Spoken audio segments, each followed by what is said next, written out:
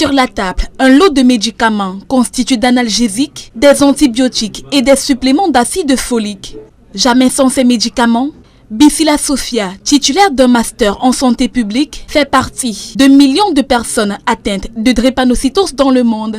Âgée de 35 ans aujourd'hui, elle fait connaissance de sa maladie alors qu'elle n'a que 4 ans. On a su que j'étais dépendante parce que j'ai commencé à faire trop de crises, trop d'anémie. J'étais constamment hospitalisée et c'était pas facile de gérer. À notre arrivée à son domicile au quartier Bonatonnet, à Douala-Premier, Dame Pluie n'a pas manqué de s'inviter. Toute chose qui n'est de pas Sophia car son corps ne supporte pas le froid. Si je suis dans la pluie ou si la pluie me mange, je fais des crises. Je suis très sensible au changement climatique. Les excès de température dérangent les drépanocytaires. Mais maintenant, chaque drépanocytaire a le climat qui est convenable pour lui. Pour moi, c'est le froid. Née des parents AS, Bissila est la Benjamine et la seule drépanocytaire de la fratrie de 3 enfants.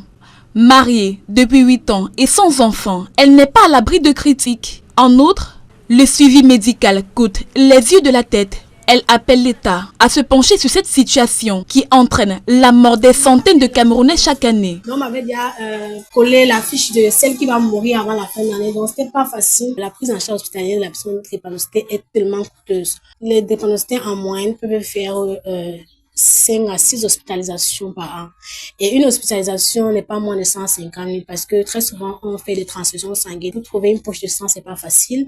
Et quand on en trouve, mais le parent se trouve en train de dépenser dans les 40 000. Un enfant peut prendre 2 ou 3, 4 poches. Et l'État ne nous accompagne pas franchement. Présidente d'une association pour assistance aux personnes drépanocytaires, Sophia mène un combat contre la stigmatisation de ces derniers et met un accent particulier sur leur accompagnement et leur inclusion sociale. Je demande aux jeunes de penser aussi à l'électrophorèse parce que ils sont fatigués de voir les enfants naître avec la drépanocytose et voir les familles se séparer et les enfants partir parce qu'ils n'ont pas l'âge, les parents n'ont pas l'argent pour gérer les crises et les hospitalisations.